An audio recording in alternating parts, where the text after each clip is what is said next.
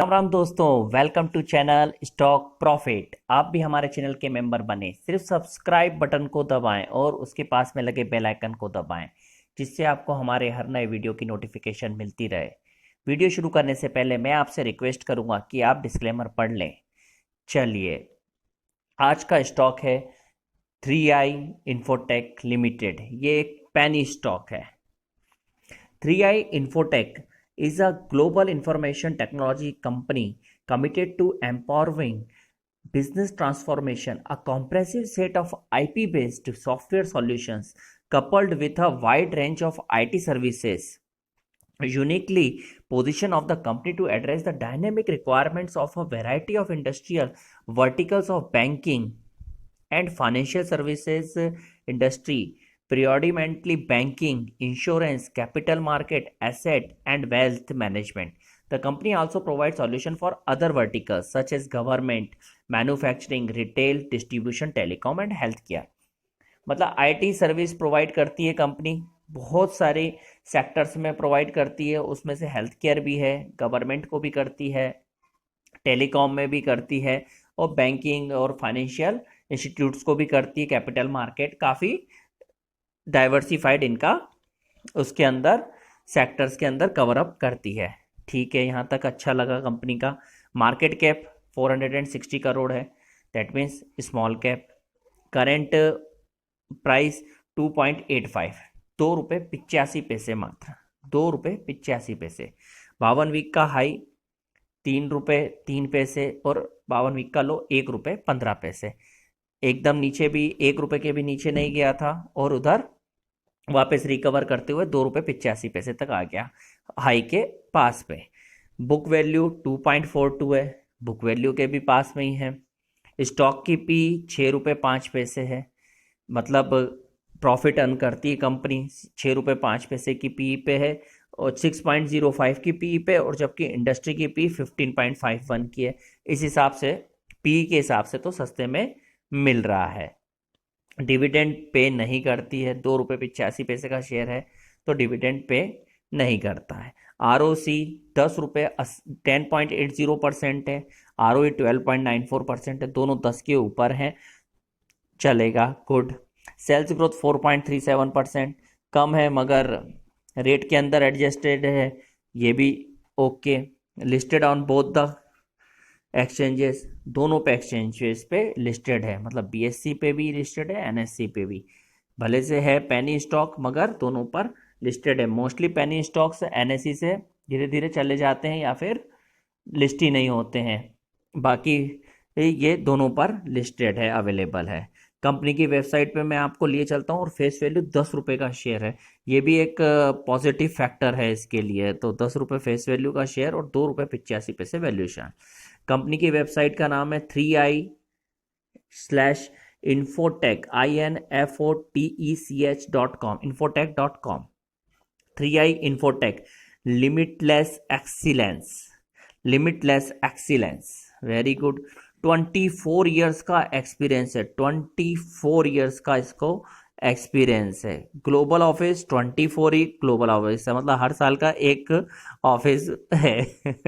1200 customer, 1200 plus customer, customer section कम है थोड़ा, और एम्प्लॉय 5000। कस्टमर सिर्फ 1200 और एम्प्लॉय 5000 है, ओके।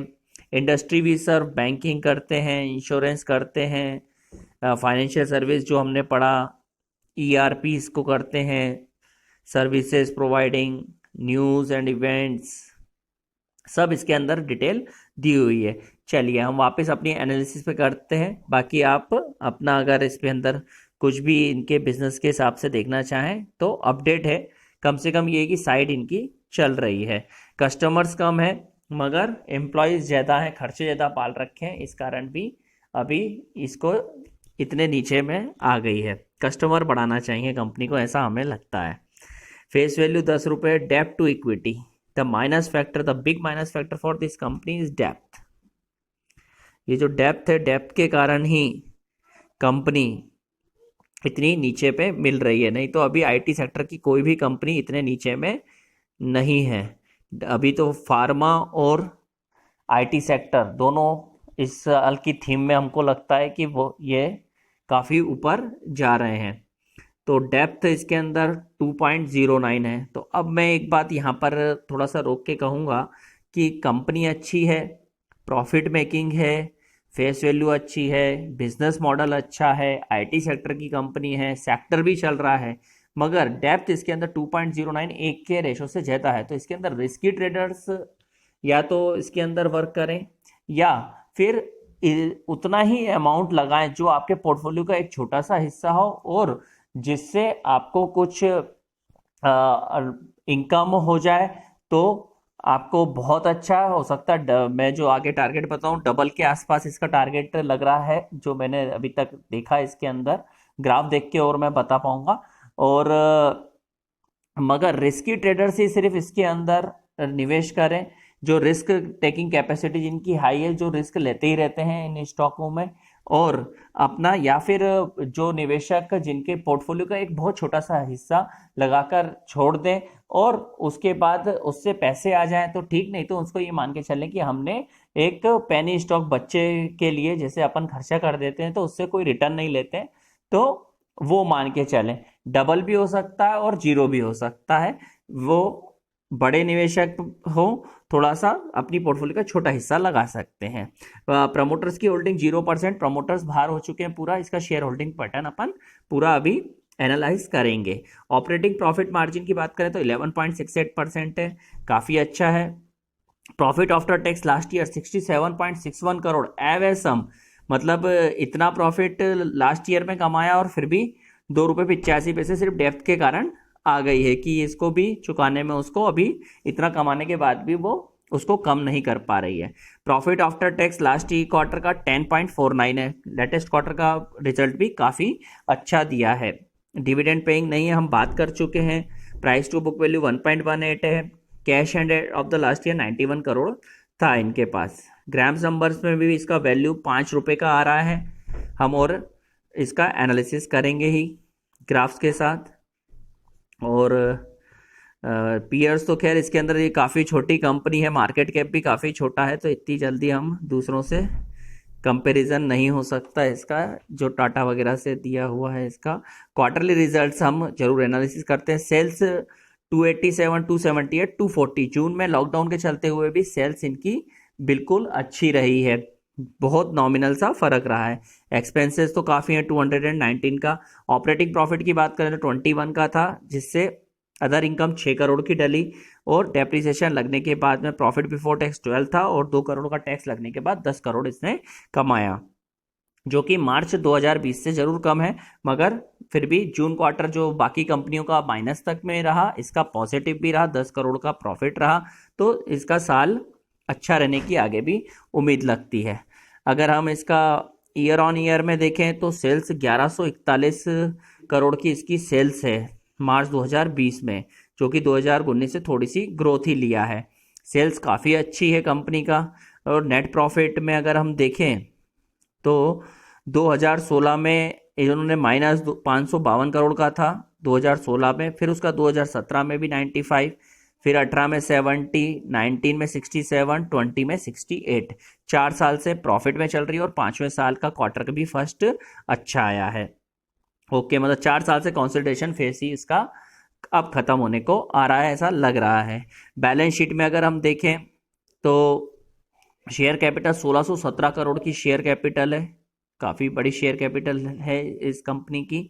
रिजर्व्स माइनस में जा चुके हैं और बोरोइंग्स अभी 816 की बोरोइंग्स है।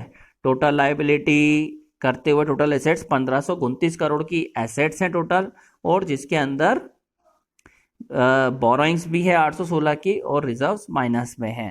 दैट मीन्स रिस्की प्ले, काफ़ी बड़ा रिस्की प्ले है। कैश फ्लोज -12 में है मार्च 2020 में, रिस्की प्ले।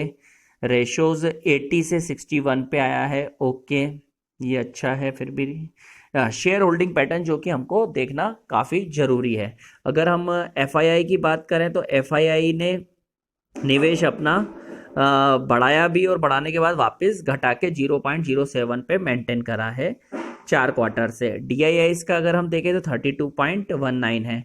DIIs के बाद हम देखें तो DIIs में स्टैंडर्ड चार्टर्ड बैंक का है, IDBI बैंक का है, Canara bank, Allahabad bank, HDFC bank, bank of India, oriental bank of commerce, सभी बैंकों के मोस्टली इसके अंदर होल्डिंग्स नज़र आ रहे हैं जून 2020 में। इलाहाबाद बैंक ने जरूर नहीं दिख रहा है इसके अंदर अब होल्डिंग, और ओरिएंट बैंक ऑफ कॉमर्स की नहीं दिख रही। बाकी HDFC बैंक का भी है 1.60, और प्राइवेट बैंक में स्टैंडर्ड चार्टर्ड बैंक का काफ़ी अच्छा हिस्सा 7.18। ओके, बैंकों ने इसके अंदर होल्डिंग रखी हुई है। और पब्लिक में अगर हम देखें 67.74, जिसके अंदर सबसे ज़्यादा 16.32, मतलब मेन अभी प्रमोटर देखा जाए तो ये ग्रुप ही चल रहा है, Shri multiple asset investment trust, जिसने 16.32% ले रखा है इसका। इसके बाद हम और भी देखें तो टाटा कैपिटल, एक और बड़ा नाम दिखने को मिला, टाटा कैपिटल ने भी 1.44% लिया हुआ है।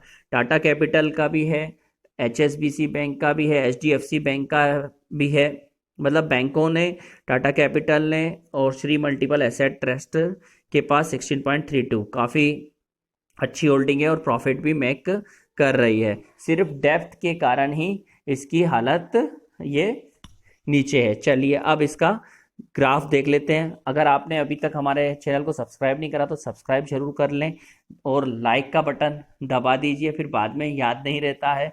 कई लोगों की यही शिकायत रहती है कि आप बोलते नहीं हैं लाइक करने का, तो हमको याद नहीं रहता और हम वीडियो देख के चले जाते हैं, और तो उसके बाद हमें भी लगता है कि व्यूज़ अच्छे आए और लाइक्स और कमेंट्स नहीं आए तो हमको भी कुछ अजीब सा लगता कई बार।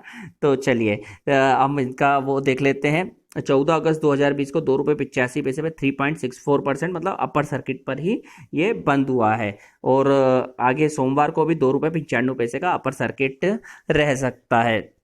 तो इसके अंदर हम इसका जो देखते हैं अपना, इसको पहले डेली मूविंग एवरेजेस पे मैं देख लेता हूँ। डेली के चार्ट पे मैंने लगा लिया है। डेली के चार्ट पे इसको थोड़ा मैं जूम कर देता हूँ जिससे आपको भी अच्छे से बता पाऊँ। ये इसलिए हमारे रडार पे आया है क्योंकि इसके अंदर ये बाइंग जोन में जो है फ्राइडे को ही गया है। तब तक ये थोड़ा ऊपर नीचे करते हुए ये अभी सेल जोन में था। ये जो ग्रीन बनी है यहाँ से अपना बाय जोन में आया है। 2 रुपये 45 पैसे के ऊपर ये बाय में रहेगा और उसके नीचे जाता है तो ना लें, और मतलब उसमें निवेश नहीं करें। नीचे आए 2 रुपये 45 पैसे का अगर तोड़ देगा तो फिर वापस सेल के उसमें चला जाएगा। वॉल्यूम्स अच्छे हो रहे हैं शेयर में जो दिख रहा है इसके अंदर, और बाय जोन में है। अब इसका टारगेट के लिए हम इसको मंथली चार्ट पे देख लेते हैं, क्योंकि सर्किट 5% की जगह तो वो छोटा शेयर है तो 4% ही हो पाता है। 5% में मतलब पैसे के कारण वो रुक जाता है। जैसा हम देख पा रहे हैं ये काफ़ी ऊपर से नीचे गिरा हुआ स्टॉक है। ये करीबन 150 रुपये के ऊपर तक भी गया हुआ है। फिर नीचे जाने के बाद ये बाउंस बैक भी काफ़ी अच्छा लिया था, मतलब 40 के आसपास गया था तो वहाँ से डबल 80 रुपये हो गया था, और फिर वापस नीचे गया तो वहाँ से कंसोलिडेशन फेस इसका सालों से चल ही रहा है। अब इसके अंदर हमें जो लग रहा है रिस्क जो ले सकता है वो 2 रुपये 85 पैसे से 2 रुपये 95 पैसे, या जो भी उसको मिले वैसा 2 रुपये 95 पैसे ले, तो वहाँ से डबल 6 रुपये का एक टारगेट है। और ऊपर में जो थोड़ा सा और रुक सकता हो उसके लिए ये टारगेट जो जनवरी 2018 में इसने हाई बनाया था तो 6 रुपये का तो मिनिमम, और ऊपर में 8 से 9 रुपये का, 9 रुपये 20 पैसे का हाई था उस समय, और 8 रुपये 40 पैसे पे ओपन हुआ था। तो 8 से 9 रुपये के बीच का ऊपर में टारगेट जो हमें दिख रहा है इसके अंदर। और अगर डेप्थ सुधरते जाएंगे इसके, फिर तो ये हाथ में ही नहीं आएगा। फिर वो रेट हम सोचते रह जाएंगे कि कभी कभी ये 2 रुपये का शेयर भी था, मगर डेप्थ के कारण ही ये इतना नीचे है। तो अगर इस पे हर 2-3 महीने में एक बार वॉच करें, अगर इसका डेप्थ रिड्यूस हो रहा है 2 के रेशो की जगह 1 के रेशो तक भी आ जाए तो ये ऊपर काफ़ी ऊपर चला जाएगा। 10 के ऊपर अपनी फेस वैल्यू के ऊपर तो आराम से ही पहुंच जाएगा, मगर वो डेप्थ के कारण ही नीचे है। मगर इन सिनेरियो में जो ग्राफ बता रहा है वो 6 रुपए का टारगेट बता रहा है, और ऊपर में सेकंड टारगेट 8 से 9 रुपए का बता रहा है। बाकी पैसा है आपका, तो निवेश आपको करना है।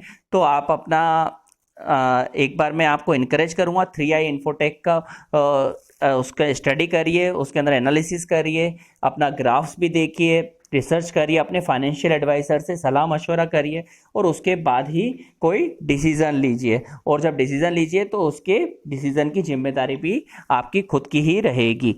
तो चलिए, मैं आपका दोस्त ओम कुमार अब यही वाणी को विराम देता हूँ, फिर जल्द नए वीडियो के साथ हाजिर होऊंगा। तब तक के लिए टेक केयर। जय श्री राम।